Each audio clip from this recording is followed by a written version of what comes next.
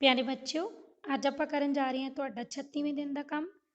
कल आपां की सिक्ख्या सी समीकरणां दा जिहड़ा रेखी समीकरणां दा जोड़ा सी उहनूं कंपेयर करके A1 A2 B1 B2 C1 C2 की वैल्यू कढदे सी ते फिर आपां A1 over A2 B1 over B2 C1 over C2 है ना। कल वाली होम असाइनमेंट दे विच आपां कीता सी, जिन्हां बच्चों नूं नहीं मतलब पता लग रहा वो कल वाली वीडियो पहला देख लें। ठीक है, सो हुण आपां उस तो अगे काम करना है। A1 over A2 B1 over B2 C1 over C2 दी नाल की बनदियां ने तीन कंडीशनस बन जांदियां ने।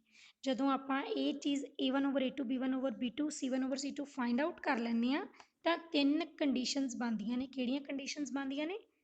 अज आपां उही काम करना। ये टेबल है जिहड़ा बहुत ज़्यादा ध्यान नाल तुसीं याद कर लेना। ठीक है, याद मैं तुहानूं करवाउणी आ। अच्छा, इन्हां तो रिलेशन बनूगा या तो आ वाला रिलेशन बनूगा या फिर आ वाला ते या फिर आ वाला, तीन जिहड़े हैगे ने रिलेशन अपने कोले एग्जिस्ट करदे। ठीक है, सो तुसीं ध्यान देना भी किहड़ा relation A1 over A2 B1 over B2 C1 over C2 तो बनेगा। चलो आप सब तो पहला यदी गल करते हैं, जदों तीनों दे तीनों जिहड़े अपने रेशोज़ कह लो इक्वल ने। A1 ओवर A2 सपोज आ गया 1/2, B1 ओवर B2 अपने को आ गया 1/2, C1 ओवर C2 अपने को आ गया 1/2। तो मतलब कि तीनों रेशोज़ अपने को की हो गए? इक्वल हो गए। सो इट मीनस ए वाला रिलेशन अपना की हो गया? होल्ड कर गया। सो आपां की कहांगे? इस समीकरण जोड़े दे अनेक हल हैं। ठीक है बेटा, होर क्लीयर हो जाऊगा जो आप एग्जाम्पल करांगे। हुण आपां नैक्सट की गल करते हैं। नैक्सट जिहड़ा अपना रिलेशन की बनूगा? A1 over A2 B1 over B2 C1 over C2 तो अनईक्वल, या तो सारे इक्वल तो या फिर first A1 over A2 is not equal to B1 over B2। Suppose A1 over A2 आ गया अपना 1/2, B1 ओवर B2 आ गया -1/2, C1 ओवर C2 आ गया 3/4। तो जिहड़ी अपनी A1 over A2 B1 over B2 ही अनईक्वल आ गई, 1/2 माइनस 1/2 के बराबर नहीं है ना। सो इट मीनस आप किहड़े रिलेशन दे विच हुण किहड़ा रिलेशन होल्ड कर रहा वा? A1 over A2 is not equal to B1 over B2। आपां इत्थे इस कंडीशन दे विच। ठीक है, सो आपां कहांगे इस रेखी समीकरण जोड़े दा एक विलक्षण हल है। एक कह लो या विलक्षण कह लो, सेम ही चीज़। ठीक है, एक हल है। देखो तुसीं याद रखना, या तो सारे रेशोज़ इक्वल तो अनेक हल। जे फस्ट वाला ही अनईक्वल इट मीनस एक हल हैगा। ये नहीं कहना भी हल नहीं है। जे सारे इक्वल तो अनेक हल, जे पहली वाली जिहड़ी तुहाडी रेशो अनईक्वल आ गई, तुसीं कहना इस समीकरण जोड़े का एक हल है। ठीक है बेटा, सो हुण अपने कोले की रह गया? लास्ट जिहड़ी कंडीशन है अपनी वो रह गई। वो की है कि A1 ओवर A2 सपोज आया 1/2, B1 ओवर B2 आ गया 1/2, C1 ओवर C2 आ गया -1/2। देखो A1 ओवर A2 तो इक्वल हो गई, 1/2 बराबर 1/2 दे, बट 1/2 किहदे बराबर नहीं आ? C1 ओवर C2 दे, -1/2 के बराबर 1/2 नहीं है, क्योंकि इस दे नाल की लग्या होया? माइनस लग्या होया है ना। सो इट मीनस आपां किहड़ी कंडीशन दे विच आ हुण? फस्ट वाली है ना। सो आपां कहांगे कोई भी हल नहीं, एक रेशो इक्वल है तो एक अनईक्वल है। सो इट मीनस इस समीकरण जोड़े का कोई भी हल नहीं। हुण आपां गल करांगे जोड़े संगत होण दी या फिर असंगत। जोड़े ते भी प्रश्न पूछा जाता है कि समीकरण का जोड़ा संगत है या असंगत। तो जदों हल होऊगा उदों संगत होऊगा जोड़ा, जदों हल नहीं होगा उदों असंगत होगा। ठीक है, तुसीं याद रखना है, जदों कोई भी हल नहीं है तो समीकरणों का जोड़ा असंगत है। हुण आपां गल कर लैंदे आ रेखावां दी भी नाल लगदी। सो रेखावां सीधी थोड़ी जी स्पष्ट ही गल है कि जदों एक हल होऊगा तो काटवियां रेखावां होणगियां। ठीक है जी, काटवियां रेखावां, क्योंकि इत्थे की है एक पॉइंट के उपर ये रेखावां कटदियां। सो एक हल होऊगा जदों उदों किहड़ियां रेखावां होणगियां अपने कोले? काटवियां रेखावां। ठीक है जी, जब अपने कोले कोई भी हल नहीं होगा, तुसीं ये दोनों याद रखियो, कोई भी हल नहीं होगा उदों अपने कोले की होणगियां? ਪੈਰਲਲ ਰੇਖਾਵਾਂ ਸਮਾਂਤਰ ਰੇਖਾਵਾਂ। ਰੇਲ ਗੱਡੀ ਦੀ ਲਈ ਦੇਖੀਏ ਨਾ ਤੁਸੀਂ, ਠੀਕ ਹੈ।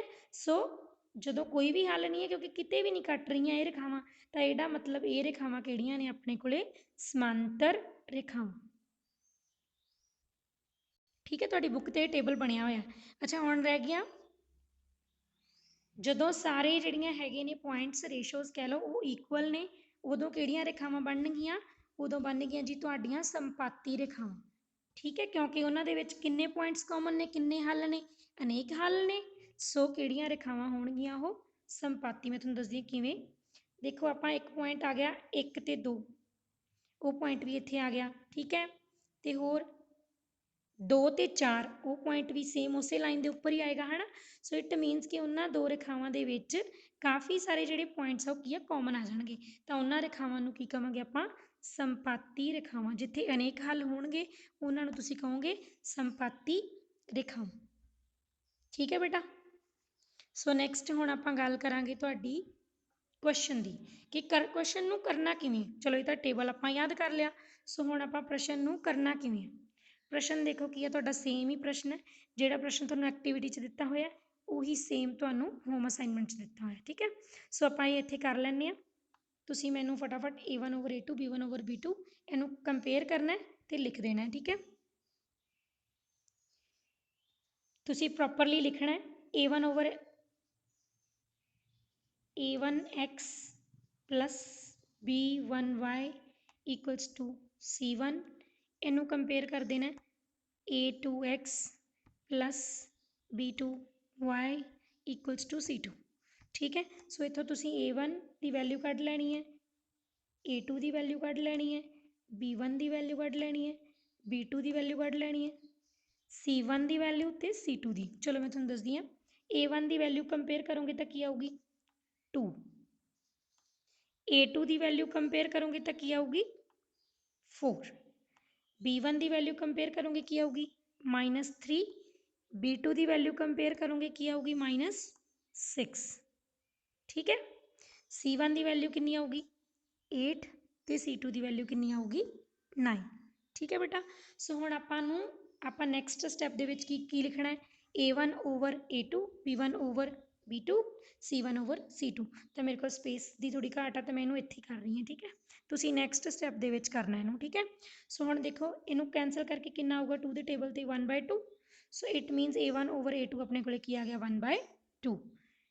ਮਾਈਨਸ ਨਾਲ ਮਾਈਨਸ ਕੈਂਸਲ, 3 ਦੇ ਟੇਬਲ 'ਤੇ ਕੱਟ ਕਰੋ ਤਾਂ ਇਹ ਵੀ ਕਿੰਨਾ ਆ ਗਿਆ ਆਪਣੇ ਕੋਲ, 1/2। ਤਾਂ ਆ ਗਿਆ ਆਪਣੇ ਕੋਲ 8/9।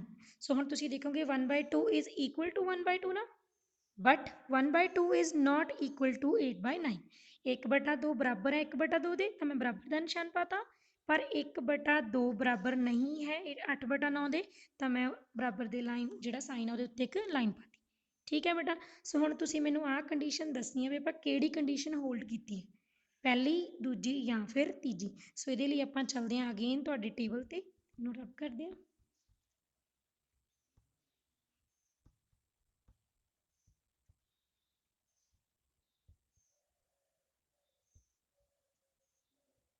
ਸੋ ਆਪਾਂ ਚੱਲਦੇ ਹਾਂ ਤੁਹਾਡੇ ਟੇਬਲ 'ਤੇ। ਹੁਣ ਤੁਸੀਂ ਟੇਬਲ 'ਚੋਂ ਮੈਨੂੰ ਦੱਸਣਾ ਕਿ ਕਿਹੜੀ ਕੰਡੀਸ਼ਨ ਹੋਲਡ ਕੀਤੀ। ਦੇਖੋ ਮੈਂ ਤੁਹਾਨੂੰ ਦੱਸਿਆ ਕਿ A1/A2 ਬਰਾਬਰ ਹੈ B1/B2 ਦੇ, but B1/B2 is not equals to C1/C2। ਕੀ ਆਇਆ ਸੀ ਆਪਣੇ ਕੋਲ, 1/2 ਬਰਾਬਰ ਹੈ 1/2 ਦੇ, ਅਤੇ ਨਹੀਂ ਬਰਾਬਰ 8/9 ਦੇ। ਸਮਝ ਲੱਗ ਗਈ ਜੀ।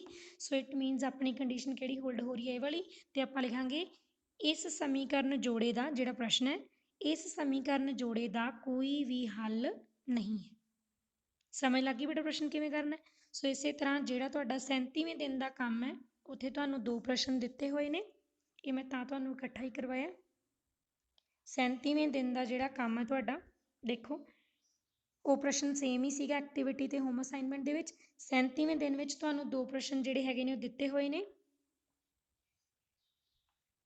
ਠੀਕ ਹੈ, ਆਹ ਵਾਲਾ ਅਤੇ ਆਹ ਵਾਲਾ ਇਹ ਤੁਸੀਂ ਕਰ ਲੈਣੇ ਆ। ਇਸ ਦੇ ਵਿੱਚ ਤੁਸੀਂ ਕੀ ਕਰਨਾ, ਸੇਮ ਹੀ ਪ੍ਰਸ਼ਨ ਹੈ ਕਿ ਇਹਦਾ ਤੁਸੀਂ ਹੱਲ ਦੱਸਣਾ ਕਿੰਨੇ ਹੈਗੇ ਨੇ। ਵਿਲੱਖਣ ਹੱਲ ਮਤਲਬ ਇੱਕ ਹੱਲ ਹੈ ਕਿ ਅਨੇਕ ਹੱਲ ਹੈ ਕਿ ਕੋਈ ਵੀ ਹੱਲ ਨਹੀਂ ਹੈ, ਇਹ ਤੁਸੀਂ ਦੱਸਣਾ।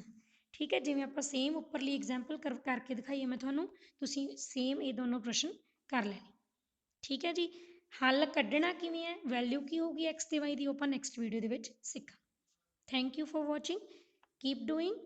ਚੈਨਲ ਨੂੰ ਸਬਸਕ੍ਰਾਈਬ ਜ਼ਰੂਰ ਕਰੋ।